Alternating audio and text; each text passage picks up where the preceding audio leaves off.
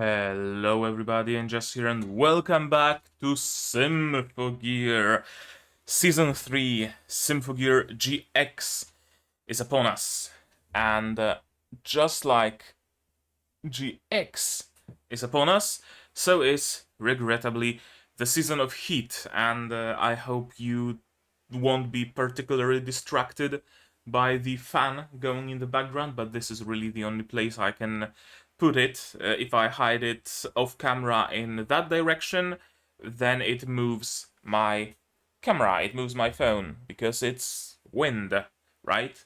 If I move it in this direction, it's so close to me that my mic picks it up. So this is really the only place I can put it, but if it turns out to be distracting, or I don't know, I will try to find some other way. Maybe I'm gonna be recording exclusively at night. That's a solution. But yeah, with all that being said, we have finished Symphogear G. We have finished the OVAs. We have even finished the concert. If you want to find it, just click my profile link to my YouTube channel and you're gonna find it there. It was a blast. I'm gonna be honest. I didn't think I'm gonna like it, but I did. So yeah, that was cool. And now it's time for GX for the next season. I know that GX being a thing wasn't a given at the time. The fact that Symphogear gets a third season was announced at the concert. So I don't, or rather, I see why G ended the way it did. Very rounded up, very good and complete closing of the season in case no future season comes. But that kind of also makes it hard to think what might happen in GX because there isn't any particular opportunity, right? It's not like Symphogear G ended at a cliffhanger the way Shokei Shoujo Virgin Road, for example, did. I can make some theories, however, and I would like to start with that.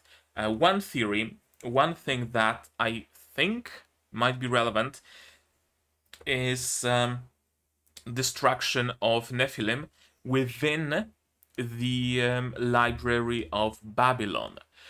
That to me seems significant, seems very significant even, because because at the same time the staff of Solomon was also destroyed by throwing it at the gates of Babylon in hopes it works, at the Library of Babylon in hopes it works. It did, thankfully, but it leads me to believe that something is going to go awry with the Library of Babylon. Because technically, the way they did it, they got rid of the staff that could summon noise willy-nilly. So now the only threat to humanity is noise that just passes through naturally, quote unquote. There isn't any villain that can now summon more noise. So that's kind of a good ending. Also, the fact that the destruction of the Nephilim should have caused quite a bit of destruction within the library, so perhaps even the amount of noise is fewer than they were.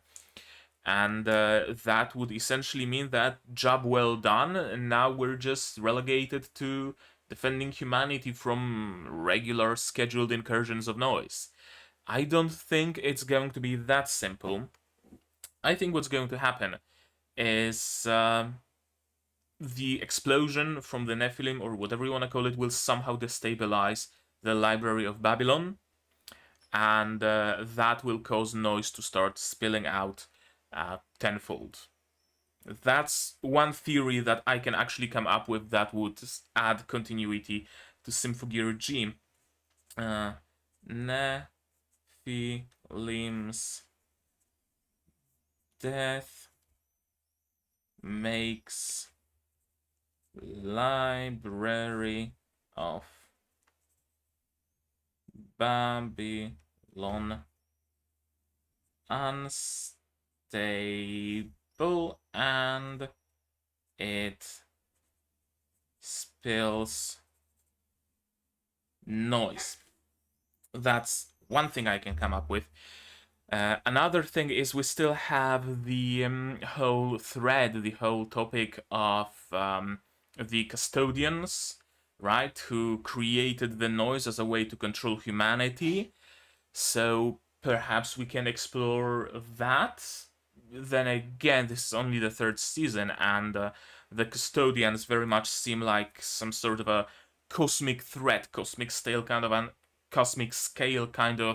entities that are better left for later seasons, where you're slowly climbing up in intensity and finally you're fighting god beings in space across stars by using a galaxy-sized Gundam. Like it's Kill la Kill or the one with anti-spirals and drill that pierces the heavens. Forgot the name, but you know which I mean, right? You know, the battle of galaxy-sized Gundams. So I don't think we will handle custodians yet. Maybe a custodian will appear. A singular custodian that will try to fuck around with our main characters. That's a possibility, but again, I don't know. I'm not sure. We are certainly not headed towards any sort of a final battle. That much I can tell. What else I can expect from this season? I fully expect Shirabe. I fully expect Kirika. I fully expect Maria. Who knows?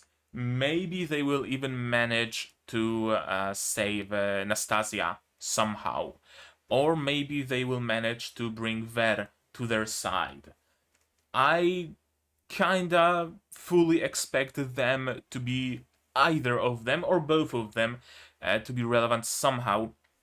We are still missing the slot of the group's scientist, right? After Ryoko turned Fine and died, was vaporized, there isn't really anybody who would have taken up her spot, and it's kind of a necessary spot to fill. In Symphogear G, that spot was filled by Nastasia, by Ver, but they were on the side of the enemy, right? But they were still a very good source of exposition as to how things work and whatnot. After they've been defeated, we need, again, that source of exposition who has technical knowledge about Symphogear, about noise, about relics, about all that technology, and that leads me to believe we are either going to see a brand new character, one of the existing characters will pick up the mantle, perhaps Maria, I don't know, or we will see a villain turned an ally kind of a situation.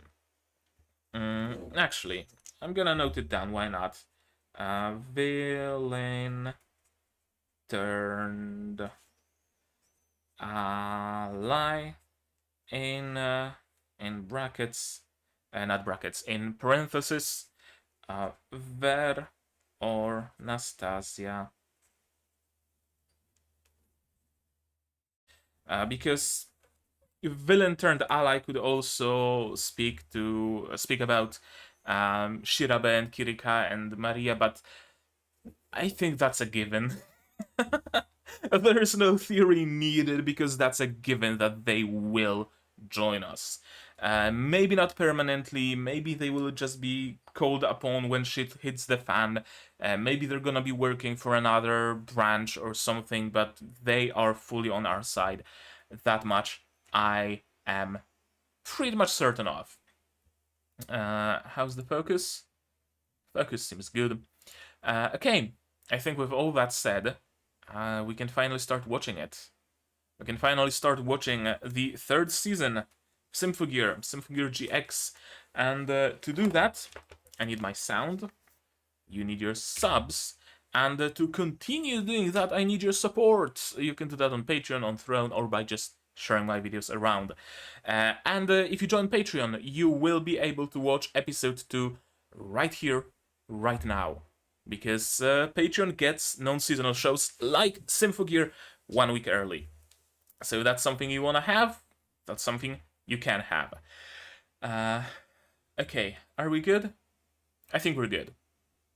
I think we're good. Or should I maybe just zoom out just a little bit? Maybe?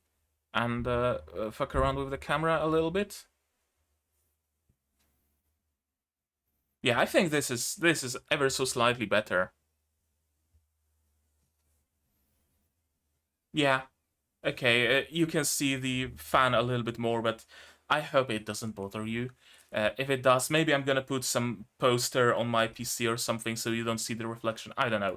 Okay, with all that said, we can finally get started with Symphogear GX, Season 3 of Symphogear, Episode 1, with subs by the track, I believe. Nothing has changed when it comes to the sub provider, the role provider. It's all the same because I just downloaded a whole batch of all of the seasons of Symphogear, so the subs are the same. Okay, now, finally, 10 minutes in, 11 minutes in, wow, even better. We can start watching Symphogear GX Episode 1 with subs by the track in 3, 2, 1, go. And we're starting in medias res.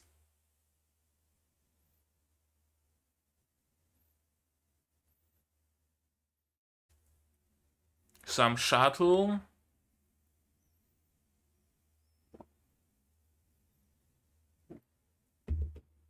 Ice latte.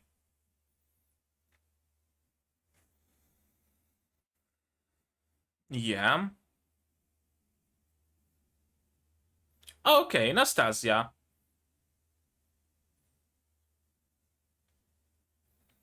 Thank you for the exposition.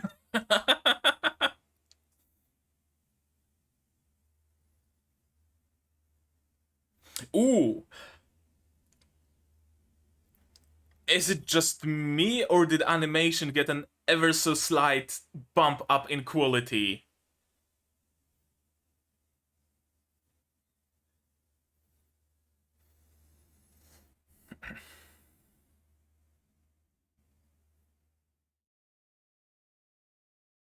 Is the disaster squad sending...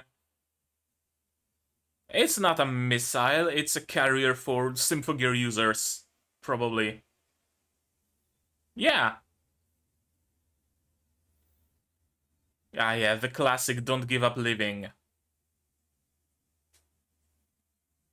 Okay, and we're already starting with a trio song. Ooh, hoo, hoo. That's a lot of eye candy for not even 2 minutes in.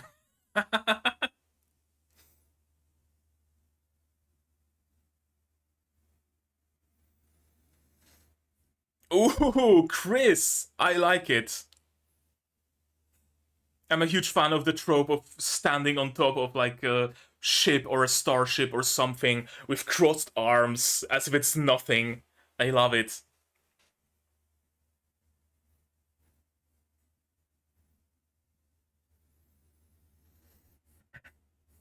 This motherfucker's still eating noodles.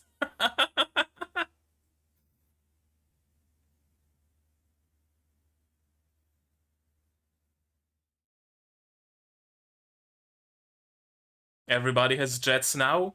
The animations of transformations are much more elaborate, aren't they? I wonder if they keep it up throughout the entire season.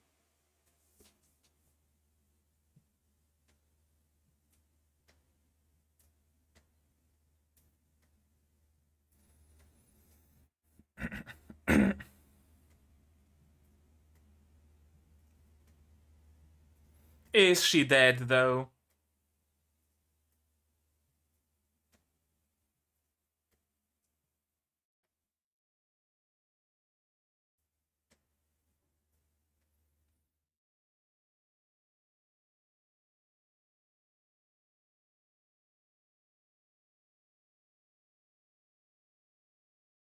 I mean, you can at least cushion the impact somehow.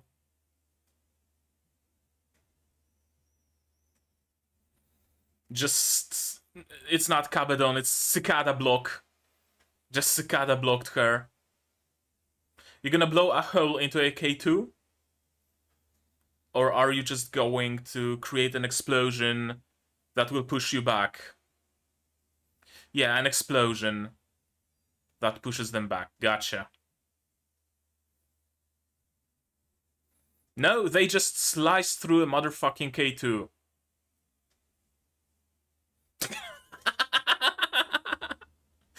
I love this report.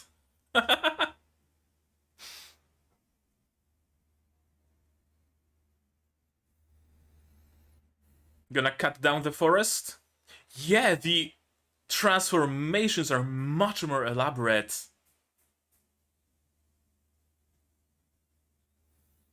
Now it's time for Hibiki.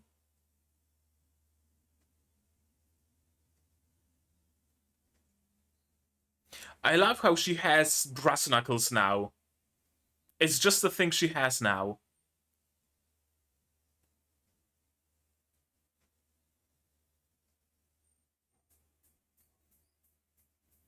Also, her gauntlets are much bigger. They got like full thrusters now. She does what every protagonist does. Grabs a speeding vehicle and tries to stop it. It's rite of passage, really, at this point.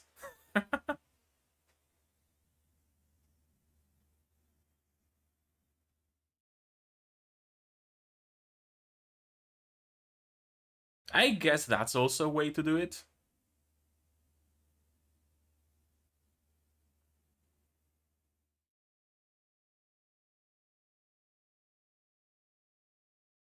Safe landing. And already prepared for a liftoff.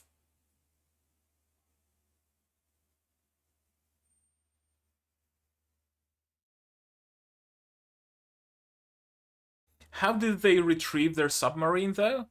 Didn't it go to space together with the Frontier?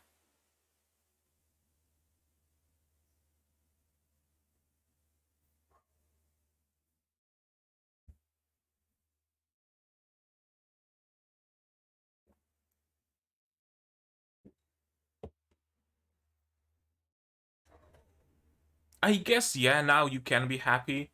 It isn't killing you, you don't have a ripathy anymore, so sure, you can be happy about it now. UN, Paranormal Disaster Relief Squad something. Oh, it's their base. I thought it's another group.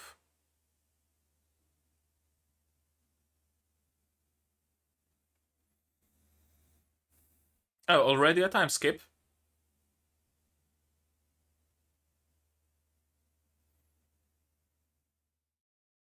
Okay.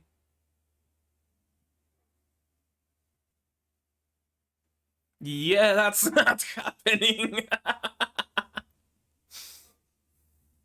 That's not happening.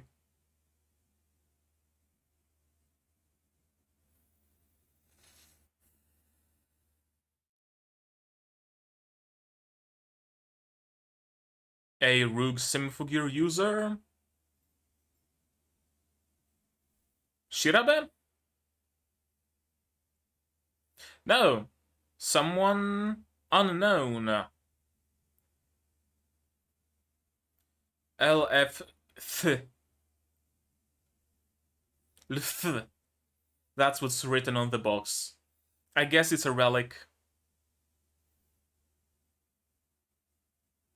And here's the villain of the season. That's a lot of style. He just appeared and right from the get-go, she's JoJo posing. Summer uniforms.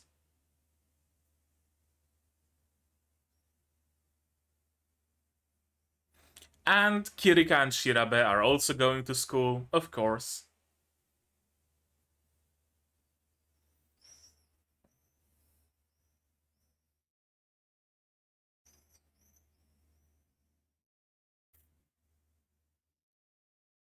Yeah, she has circulation issues.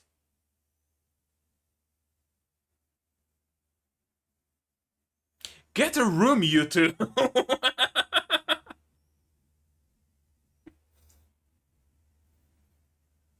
Hibiki's arm should be muscular by now. Yeah, exactly. I'm with you, Chris.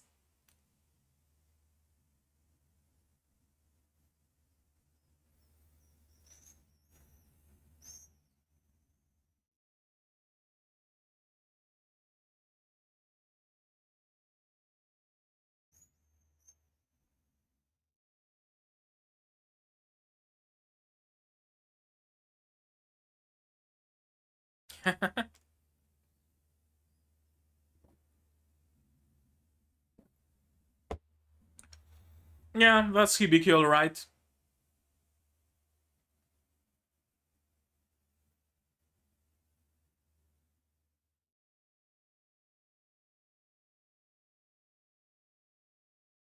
In reality, she's very worried, but yes, she always masks it by cheerfulness.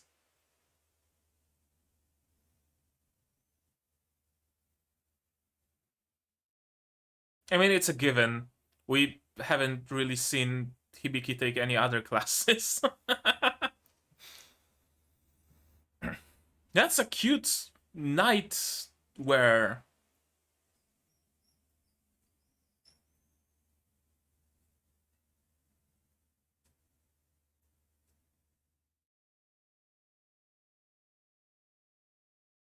Ah, Tsubasa has a concert.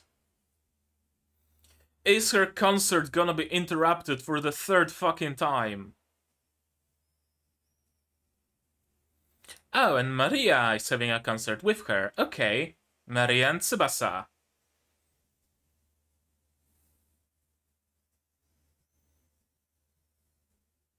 What will interrupt them now? Noise? A little girl with a box falling from the sky? An attack by the French military? Nothing is of the... nothing is out of the realm of possibility by now.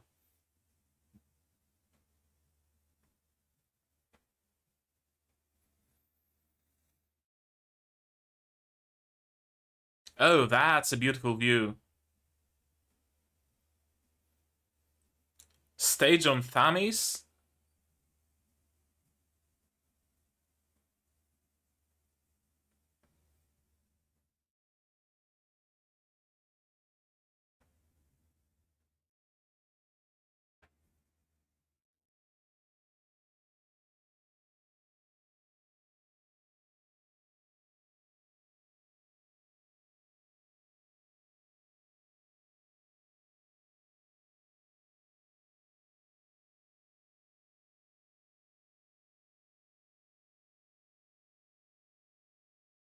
They really got a boost in quality of animation in GX, didn't they?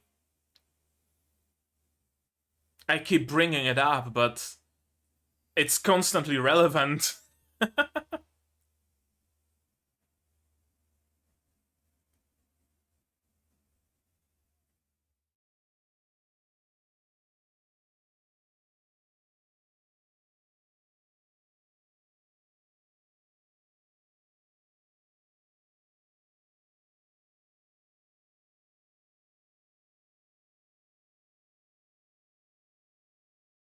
Galaxies colliding. That better not be the theme of this season.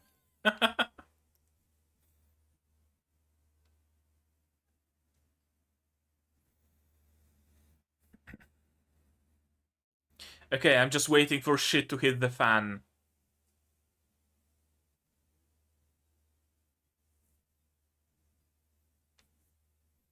Yeah. Yeah, it sure is. What a coincidence.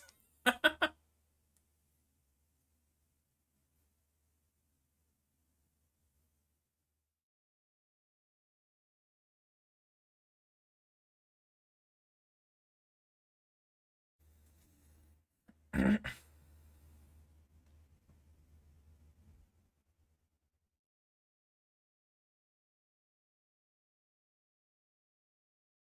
mean, she already was an idol.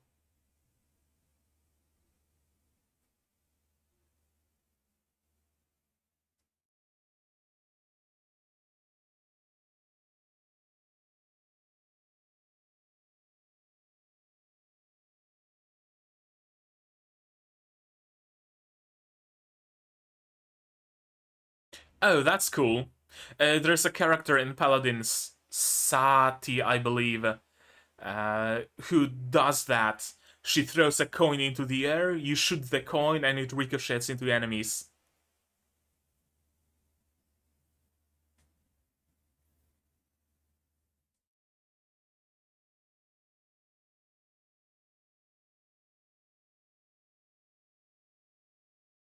Right, they need Linker.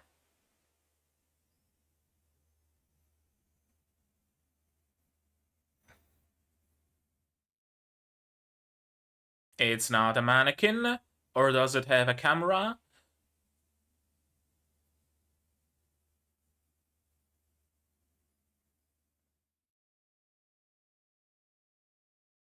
And someone wants to bring it up to light. She's one of the mannequins. Yeah. She can hold a pose. Poisonous kiss. Sucking out his life force.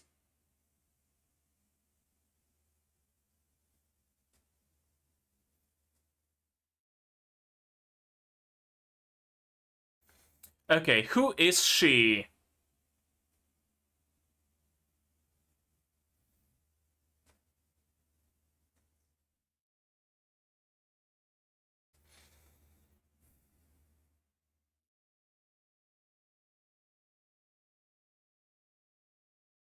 I guess both of them belong to the same organization.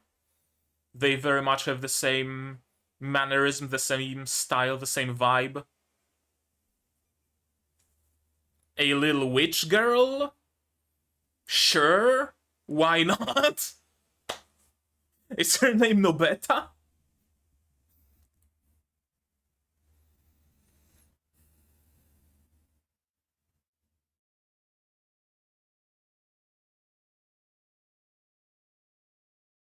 I mean, that's usually what a fire does.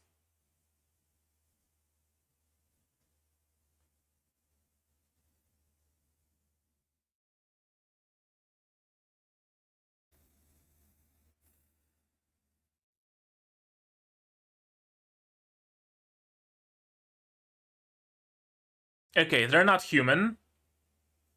We know that much. Automata?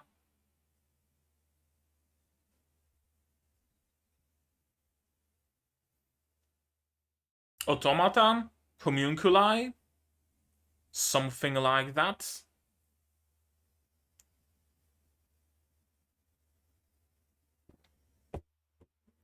Fresh henshin for Hibiki. I like it.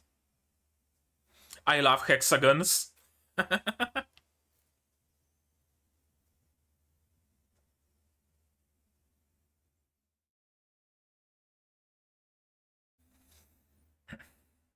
Again, season to season, the transformations get much and much more elaborate.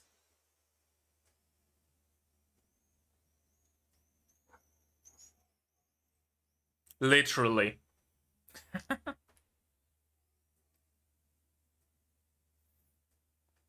Carbon monoxide poisoning.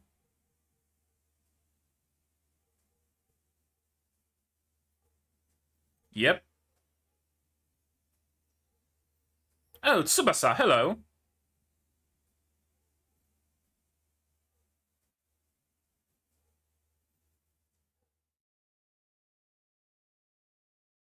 Yeah, please tell us.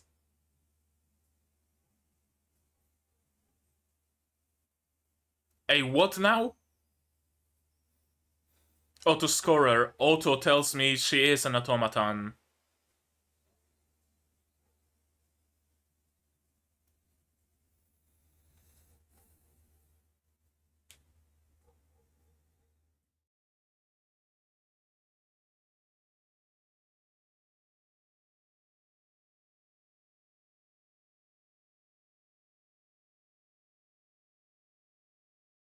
Congratulations, you just gave fire a little bit more oxygen.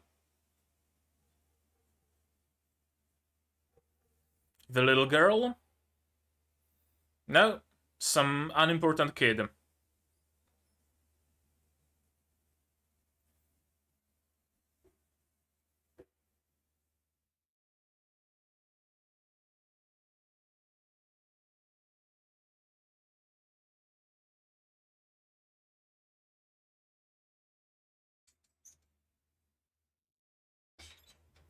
Ooh, a double blade. Interesting. Spin to win.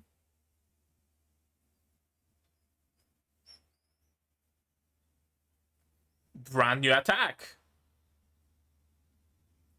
Moonlit fiery wind blades. Okay.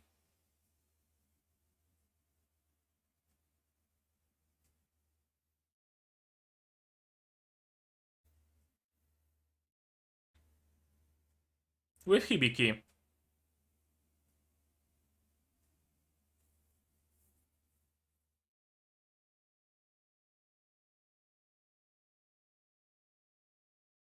Okay, what about the little runaway girl? Are they gonna handle that? Here's a witch.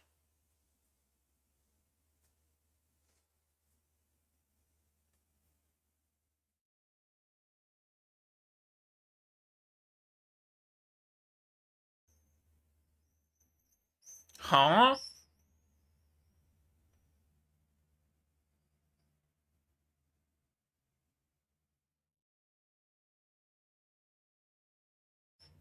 Excusez-moi?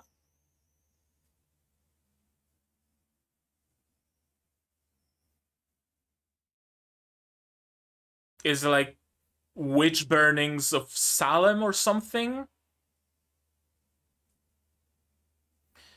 I mean, she kinda did get separated. And she's using magic.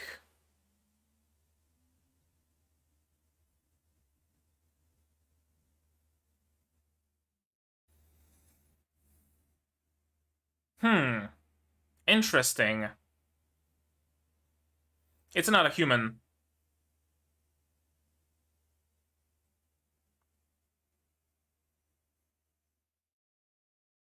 It's not human. Yeah.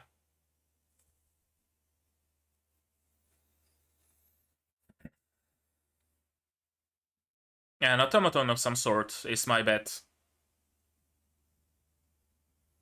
Alchemy? Sure. Malus, implying something evil, some malice.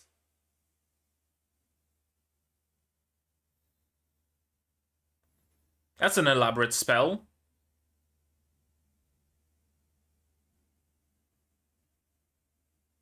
Okay.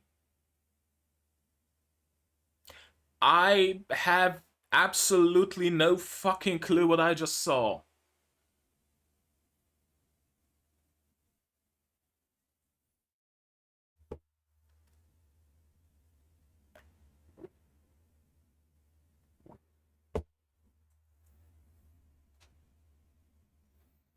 It seems like we're introducing a brand new mechanic, I guess you could say.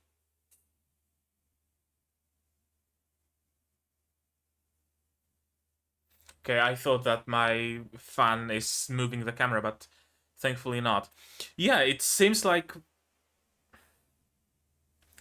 so far the only source of supernatural powers was the relics used either directly or in the form of a Symphogear.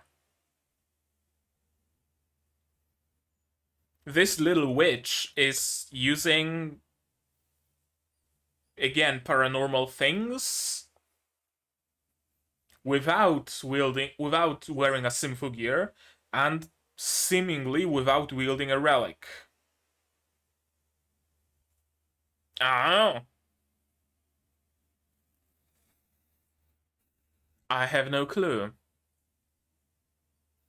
And we are introduced to a couple of brand new enemies who aren't noise. That's a big departure. That's a big departure. It's only episode 1, so I don't wanna, like, be making up my mind quite yet, but as it is right now, not entirely sure how much of a fan I am of this big of a departure. It can be good because it can bring something fresh to the series, but also one parallel I have to draw is Shield Hero and the Spirit Tortoise arc, where suddenly the threat of the waves was completely put aside. The waves were paused for some reason and whatnot, and they had to go to fight some Spirit Tortoise beast, and a complete departure from what the series was about. And I wasn't a huge fan of the Spirit Tortoise arc. And this here also seems like a very big departure from fighting noise to fighting automata and magic wielding witch. I don't know. Perhaps they will tie everything up. Maybe the magic this little witch is using also comes from a relic or something, I don't know. I hope they do tie everything up.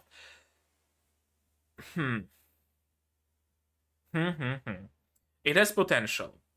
A departure from a standard formula, from standard enemies, standard mechanics, standard everything, can be good.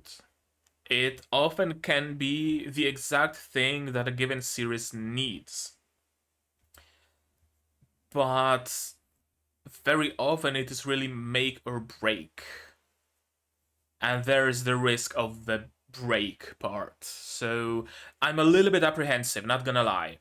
Ever so slightly apprehensive. But I guess I have to trust them that they will do right by me. I mean, they got 2 more seasons after that, after GX, so this season couldn't have been the break, right? People had to have loved it.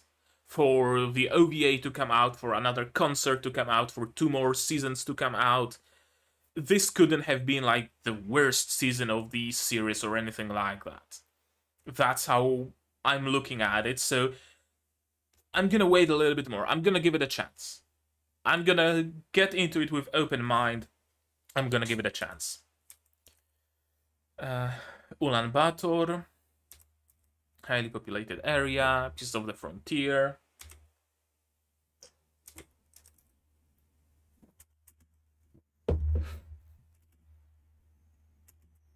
Retrieve heretical technology, yeah. Along with Professor Nastasia's remains. Okay, remains. Not with Nastasia herself, with her remains.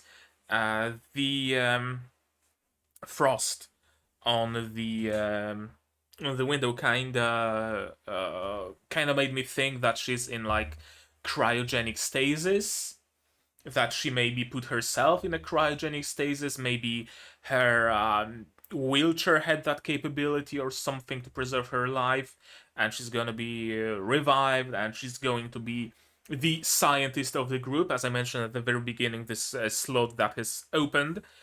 But perhaps it really is just remains, and she's not coming back. Oh. System malfunction. And they're riding a rocket to their goal. A very Yojo Senki scene of riding V1s into enemy base. And yeah, I have to say, the art and the animation in this season so far really did get a noticeable bump in quality. Like, just the amount of detailing on this dashboard, right? Even just this much. Riding the rockets. Again, some added extra animation that didn't really need to be there. She could have been just holding a pose and it could have been a sliding PNG, but it's not. She's balancing on it a little bit extra, and it matters. And there you have Chris. I love this not archetype. I love this whatchamacallit. This thing where a character stands, as I mentioned during when the scene was playing, stands on the helm of a ship, or on the top of a plane, or on the roof of a car, or stands on a rocket or something with their arms crossed, straight and up, and as if it's nothing, as if the air resistance doesn't exist and they just go forth. Love it. And it really fits Chris. Maria, Shirabe, and Kirika are still in custody. And again, another bit of very elaborate animation, of very elaborate transformation that didn't need to be there. Like, usually the transformation of Tsubasa's, I think it's her leg blade, of her leg blades was essentially small blade, flash, big blade. And that was basically it. But here we have a full mechanical transformation sequence of it stretching apart, growing in size, filling the gaps, then changing color and becoming a blade. A little bit extra. That again didn't need to be there, but it is. And it matters.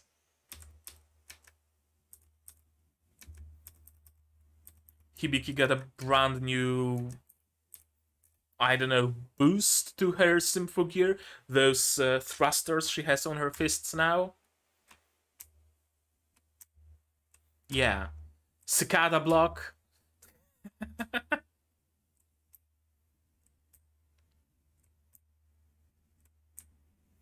Just straddling her head. And yeah, there goes K2.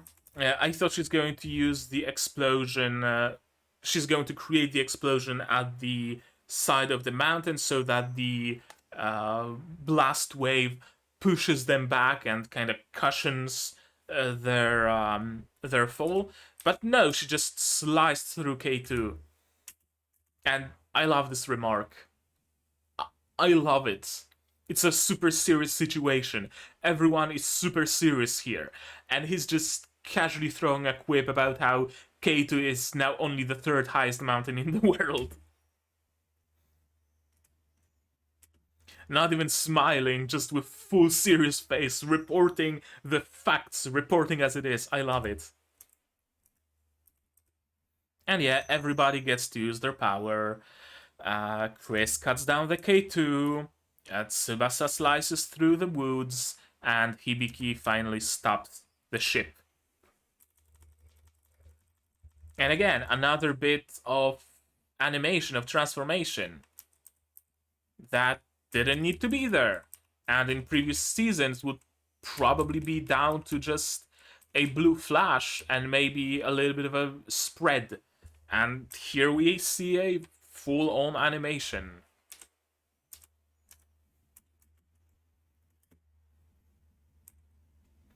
Yeah, I like Hibiki's new gauntlets. The brass knuckles part and the thrusters. Yeah, she used to use that little slingshot thing where it extends from her fist and then retracts and adds another boost to her punch. Now she has whole thrusters. A big increase in power. Yeah.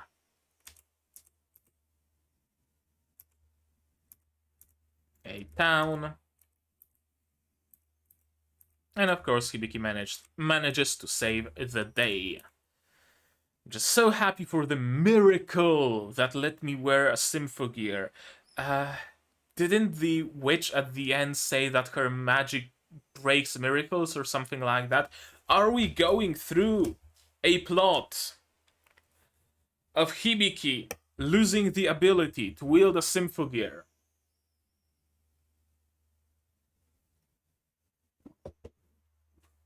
Are we doing that? I think we might be. Hibiki loses the ability to... How do you write wield? W-I-E-L-D or W-E-I-L-D? Doesn't matter. The ability to It's gonna bother me. Doesn't matter. Hibiki loses the ability to wield Symphogear. And she goes through an entire arc of trying to regain her powers. That's my prediction. The fact that she mentions Miracle here, and the fact that the witch mentions Miracle at the end, and the fact that the next episode is called like Miracle Breakers or Miracle Cutters or something like that, it's not coincidental. Another thing I really like, seemingly secondary characters, background characters having some nice interactions. I like it. Song. Squad of Nexus Guardians. You can tell that they made that they made Song first, and then they tried to find some expansion to that. Squad, okay, S for squad, O, okay, off, N, G can be guardians, but what about N? Fuck it, Nexus. Yeah, Nexus sounds good. Okay, sure. Squad of Nexus Guardians. Doesn't make much sense, but at least matches the abbreviation. A signal appeared, and it's a little girl with a box that says... no, it's not. It's not Lagus. Is it Lagus or is it Isa? No, Isa has two things. This is Lagus. Lagus fehu thurisas. Lfth. That's what it says. But I think it's like a cipher. You have to... Yeah, because at the bottom I see Perthro, Algis, and Ansus. And at the top I think it's Kenaz, Berkano, and Othala. Yeah, Kenaz, Berkano, and Othala. So I guess it's like a 1, 2, 3 cipher. You have to roll these things to put in the actual word, and then the box will open. I thought it has some meaning, but no, it's just a security measure, seemingly. Dwerg Dane's Legacy. I can't stop myself from googling Dwerg Dane. Dane. Oh, Dwerg, dwarf, Dane. Okay, Dane is in Norse mythology, it is a dwarf from Norse mythology. Mostly the tales relate to him being a dwarf, and in others as a king of elves. Dane's Legacy. His name is found on King Hugni's sword Daneslave. Dane's Legacy. It is laden with a curse which says it must always kill a man when it is drawn. I'm assuming, thus, this box contains a relic that is the sword Daneslave. Daneslave, whatever. Something like that. Okay, it makes sense. We're going for actual mythology again. Dwerg Dane's Legacy, indeed. I must atone for what? By delivering this before it's too late. Too late for what? Delivering it where? Questions, not many answers. And here's this JoJo motherfucker.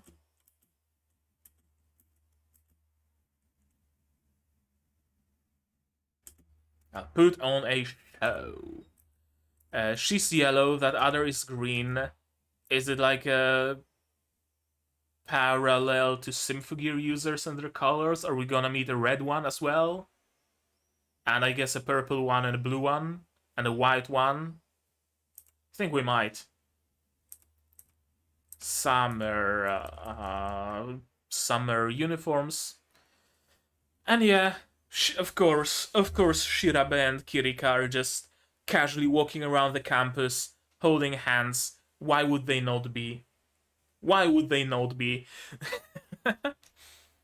It kinda makes me wish it wasn't that much of a time skip, though. Kinda makes me wish we were shown the process of reintegrating them all into society, of introducing them to school. It couldn't have been as smooth as just bringing them here and saying, hey, yo, new transfer students, should have gotten used to it by now. Here's two brand new ones. And they just integrate without issues. I mean, Chris had issues integrating herself. Those two don't. Weird. Maybe they did, but it's just gonna be shown in the OVA or something. I have no clue. Hibiki's grandma is going to be coming to school. Interesting. And perhaps, most certainly plot relevant. Maybe her grandma is gonna be in danger and Hibiki will have to save her? Probably. And yeah, of course, Hibiki masks her worries with a facade of being super happy. And Chris is really wearing a very cute, like, what is it, a baby doll? It's called, I think? Something like that. She really has a very rough, tomboyish side to her. Very rough, tomboyish, I guess, appearance and mannerism and whatnot. But she really likes pretty frilly clothes, doesn't she? I love this Gap Moe.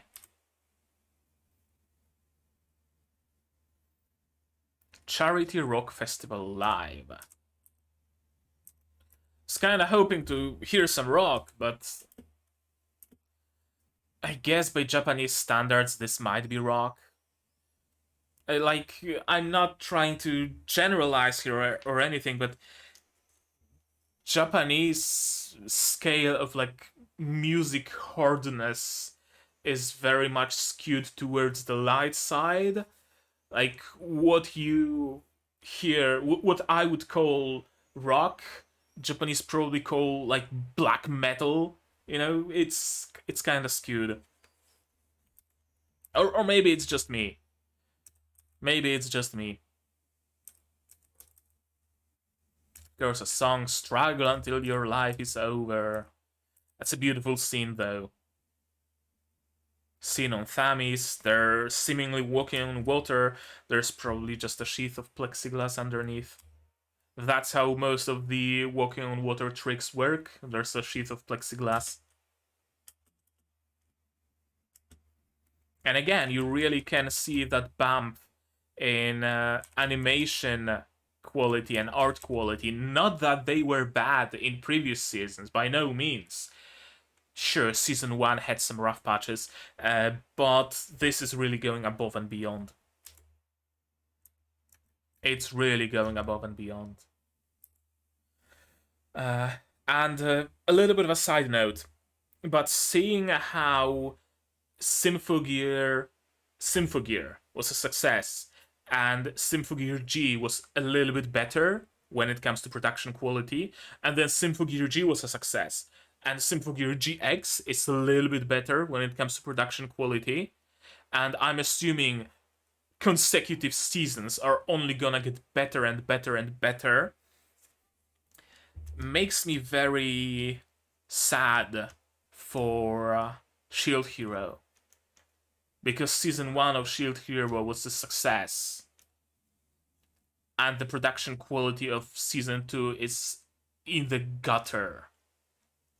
It's absolute trash. It has some decent moments, but overall it's trash. I'm grateful that there are still companies, studios, producers, what have you, that see a success of season 1 and are like, you know what? You're gonna get more budget for season 2. We want season 2 to be better. We want future seasons to only get better.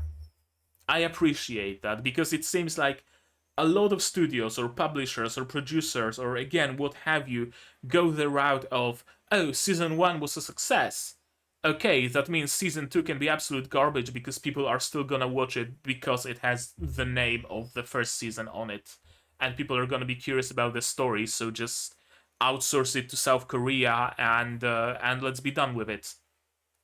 I'm grateful that Symphogear didn't go this route. I really am. Some really cool effects.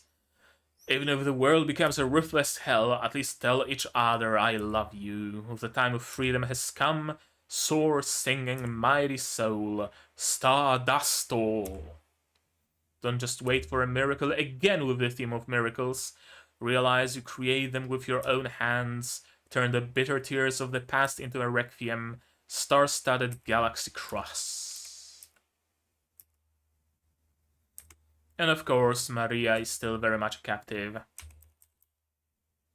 Her hair is, I swear, is prehensile.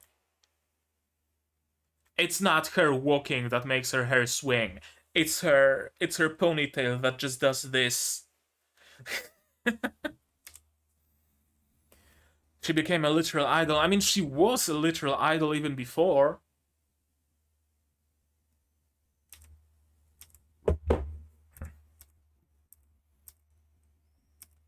Explosions, fires.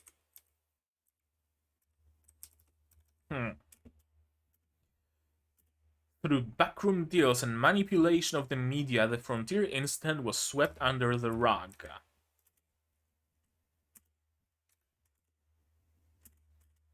Okay, and what about it?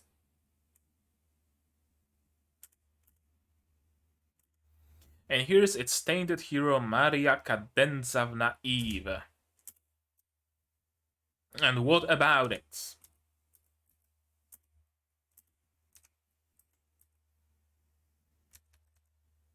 She has some interesting abilities, sucking out the life force, and without your Symphogear, you are worthless to me. Interesting.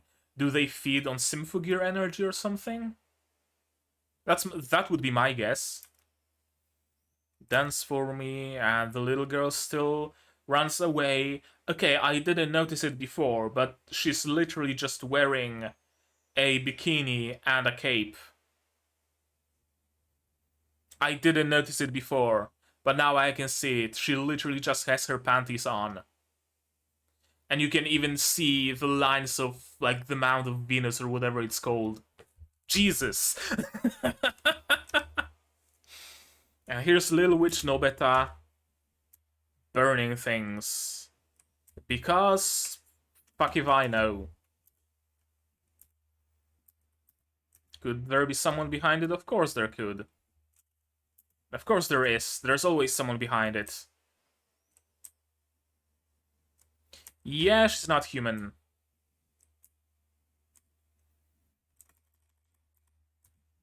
This shot really reminds me of Ragyu Kiryuin from Kill la Kill. It really reminds me of, like, Trigger style of portraying villains. They always have, eventually, not all the time, but in some scenes they have, like, super distorted faces stretched out, eyes looking in different directions and whatnot. You know what I'm talking about. If you've watched Trigger shows, you know the exact thing I mean. This. And I love it. Because it's super unsettling. And it's supposed to be super unsettling. That's the point. That's the point. Interesting that Hibiki doesn't wear her pendant. She grabs it in her hand.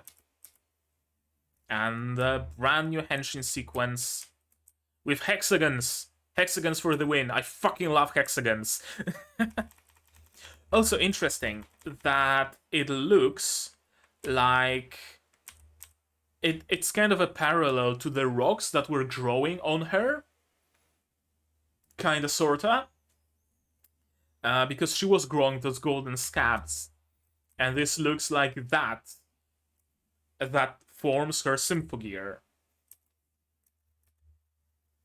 Also, I like that extra shine. In previous seasons, it kind of seemed like her Symphogear was white and yellow. This extra shine looks like gold, especially in this shot. Sure, it's white, yellow, and orange, but there's also gold in it. Those hexagons are also golden. And yeah, some really, really elaborate henshin sequence. And I love it. I mention it time and again. I'm a huge sucker for like mechanical animation. I loved the henshin in Review Starlight, and I love this henshin. Also interesting to see imperfections at the tip of her scarf here. You see the line going a little bit past where it should have gone. Interesting to see that. But it also shows that it's actually hand-drawn. It's not just elaborate CG animations, it's hand-drawn. My right hand breaks through the barriers before me, literally.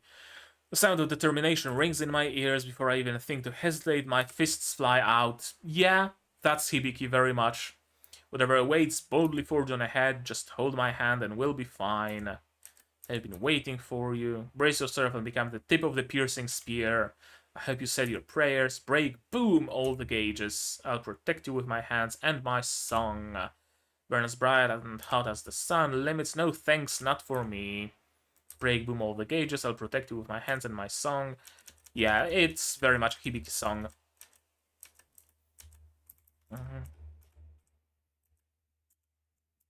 Yeah, of course. Tsubasa Ex Machina.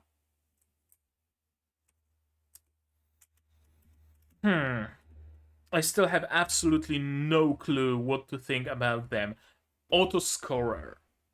The prefix auto really tells me she's an automaton. Why? Where from? How? I don't know. I have absolutely no fucking clue. None. None whatsoever. I have no idea what's going on, who the villains are. What are their goals? Nothing. Nada. Zilch.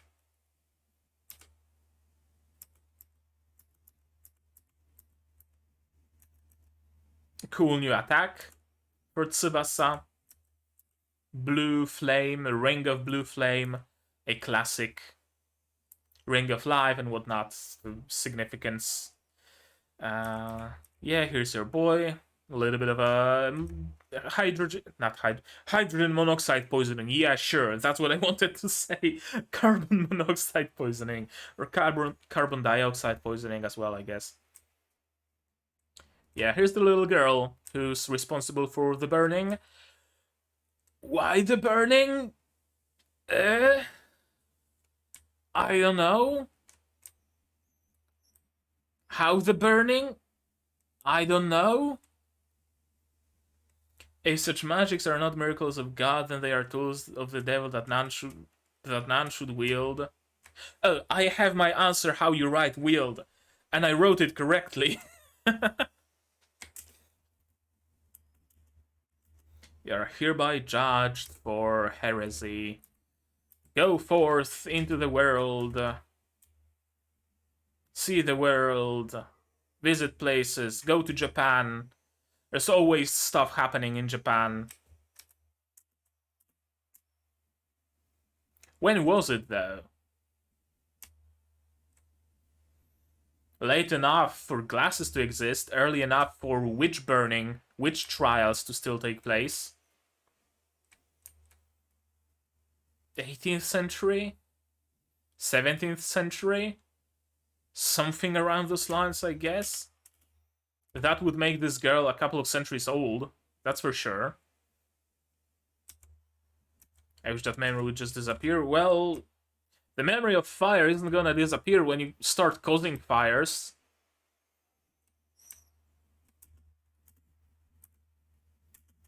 I love her magic. I have not a clue how it works. None whatsoever. but it does. I like this detail of the swirling wind creating a swirly crater. I like it. And even the dust still swirling around. Yeah, that's just a little bit of detail, and it really matters a lot. HH, Hunter x Hunter powers, I guess? Yeah, I've absolutely no clue what her deal is. I'm under attack. Yeah, she's an enemy, apparently. Beats me.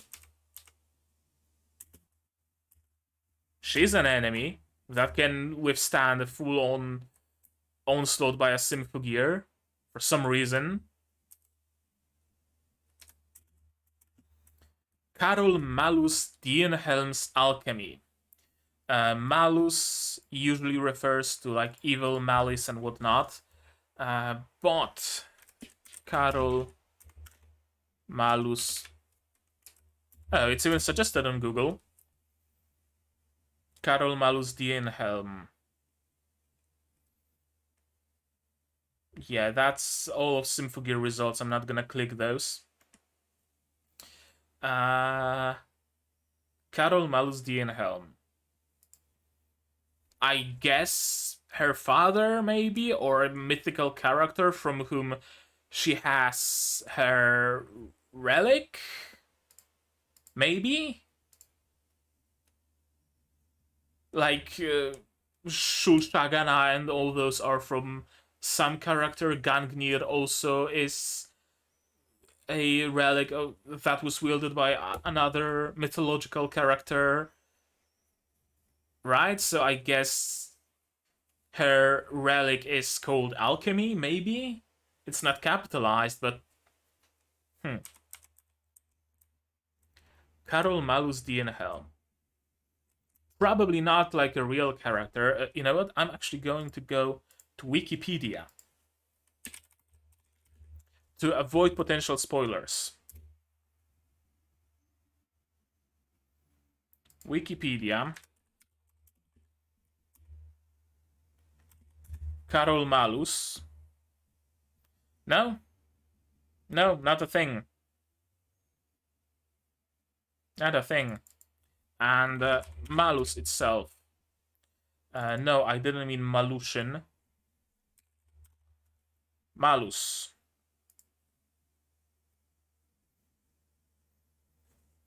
Okay, Malus is apple tree.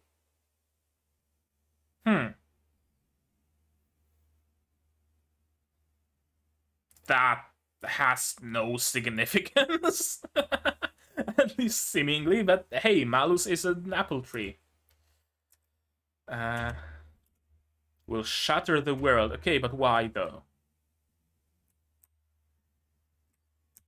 Her magic is very technological because of all the hexagons. Bringing about the apocalypse of all creation. Okay, but why though?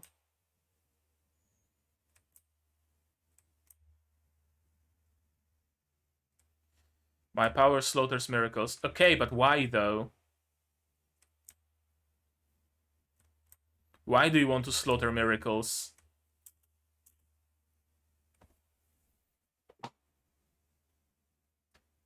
I have no clue what I've just watched.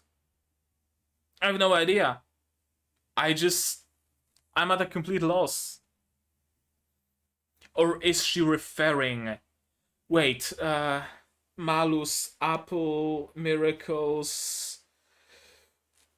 the fruit of Eden, apple... The original sin... Sin, heresy, magic, witch trials... Something? I don't know. I've absolutely no clue. Or is she saying that Carol Malus alchemy is like Symphogears? And they're evil, they're bad, and they will destroy the world? Or... Because why the fuck would she want to destroy the world? I don't know. I don't know. I hope it doesn't take us particularly long to figure out her motivations. I'm a little bit jaded after watching Shield Hero, I'm gonna be honest, and seeing a villain that has absolutely no motivation. The villain of the second season of Shield Hero is essentially, I'm gonna destroy the world. Why? I'm gonna destroy the world. Okay, but why? I'm gonna destroy the world. I have all the power. I can make my life better because I got a second chance at life. I can be someone, but I'm gonna destroy the world. So I'd rather not go through that. I'd rather they give her actual motivation. Is it a revenge for her father? I don't know. I just have nary a fucking clue. Episode 1, Slaughterers of Miracles. So it's not episode 2 that's named this way. Am I ready to shoulder my burden? The reason why I can fight and try to wield the fool's power after silencing my heart. Reality was proven once again. I couldn't struggle on whispered, twisted prayers. I screamed into the depths of darkness. I reached out, unsure if I deserve it, but no injury will stop me. Believe in justice and hold the determination to fist. Determination to fist. This looks like fist is used as a verb, not a noun. Hold the determination to fist. Okay, but fist who? Also, interesting tidbit in the logo. I don't know if it's a spoiler. Maybe, maybe not. Hibiki very much looks like her Sicko mode form with the claws and glowing eyes. But she lost her Sicko mode when the relic stopped being a part of her. Is she going to fuse with her relic again? Or is she going to go Sicko mode despite not being fused? Either is probable. Interesting. Interesting. I'm interested, very much interested where it's going. Okay, I guess I'm just gonna do this. I'm very much interested to see where it's going because there's some very interesting ideas, very interesting hooks being shown here. But I am at the same time very, very apprehensive. I'll be honest with you.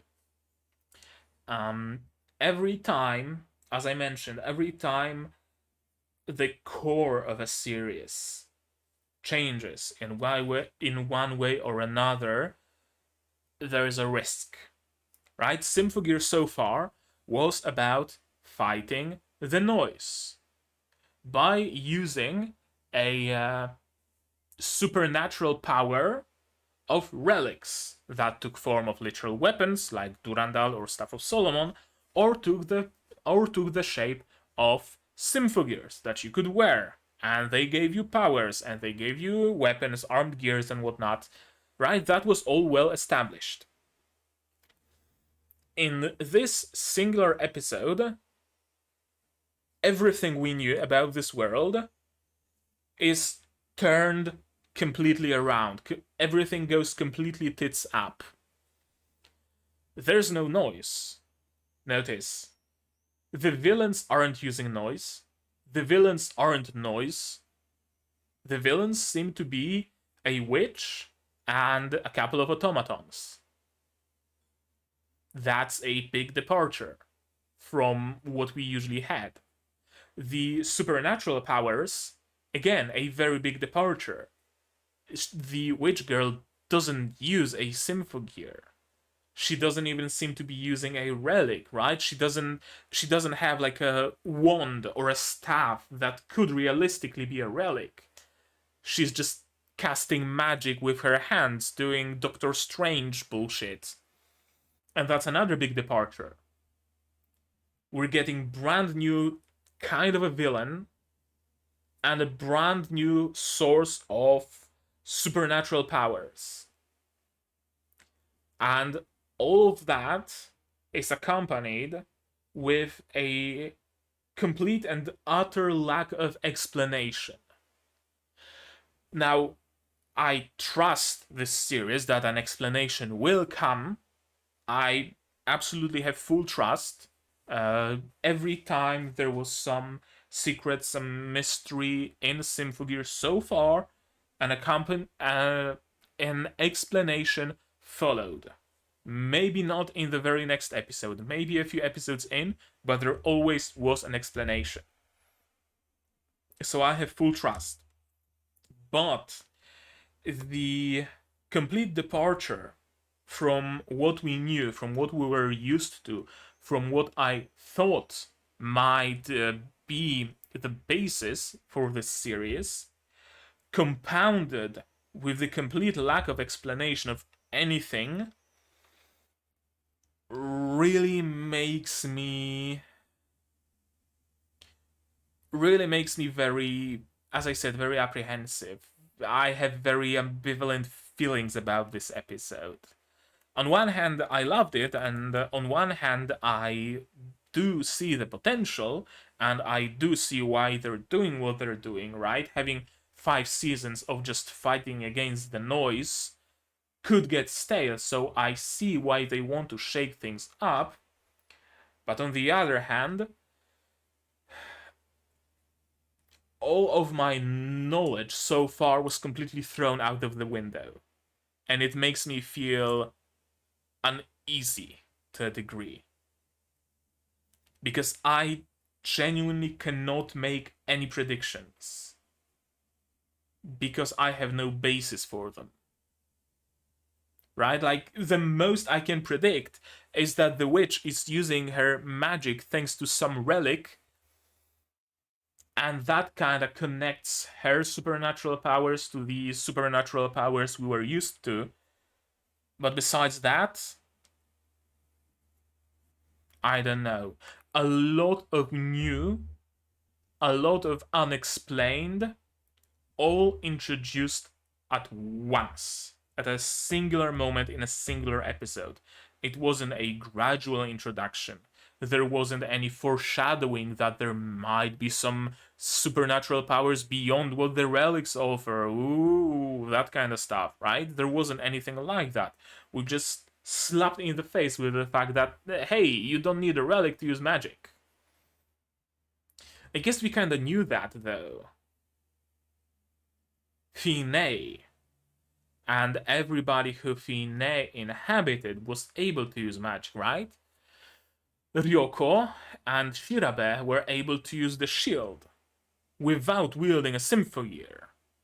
Fine herself isn't a relic, she's a soul. So I guess the existence of magic independent from relics was established, actually? Huh. I guess so. I guess so, because it does stand to reason that if Fine and her incarnations were able to use magic, there might be other humans out there who are also able to use magic. Interesting. Very interesting. Where do the automata come from, though? I don't know. I don't know. I'm just gonna watch episode 2 right now. I think I'm gonna release episode 1 straight to YouTube, and episode 2 I will release at the same time on Patreon. So if you want to watch episode 2 right now, head over to my Patreon, pay me $10 a month, and you're gonna be able to watch it. If you're watching this episode on YouTube, then episode 2 is coming next week, and together with episode 3 for Patreon, as usual. What else? I don't think anything else. I think if I just keep talking, I'm just gonna be spinning in circles. So I'm gonna end it here, and I need more knowledge to figure things out, to be able to make any sort of predictions. So yeah, I'm gonna end it here. You guys, you tell me down in the comments below, what did you think of this episode, of my reaction, of my theories? Keep it spoiler free. Again, I'm sorry I keep reminding you that, but I feel like I have to. No spoilers, please, I beg of you.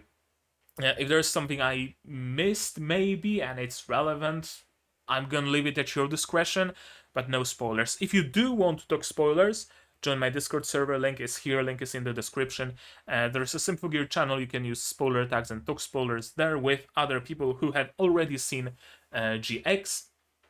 What else? Like this video if you liked it, dislike it if you disliked it, but tell me why so I can improve. Subscribe to the channel to be notified of future releases, not only of Symphogear GX, but also of, I guess, review Starlight OVAs and movies, and whatever else I decide to watch next.